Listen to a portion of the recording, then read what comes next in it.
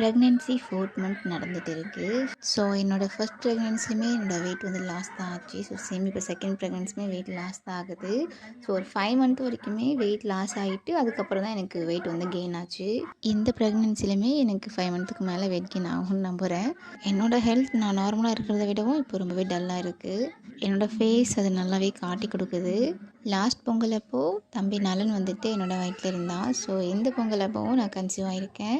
என்னடா லைஃப் 2 வருஷமாக ப்ரெக்னென்சி ஜேர்னிலே போயிட்டே இருக்கே அப்படின்னு லைட்டாக கஷ்டமாக இருந்தாலும் இது மூலியமாக நமக்கு ஒரு உயிர் வரப்போகுது அப்படின்றத நினச்சி நிஜமாகவே ரொம்ப சந்தோஷமாக இருக்குது.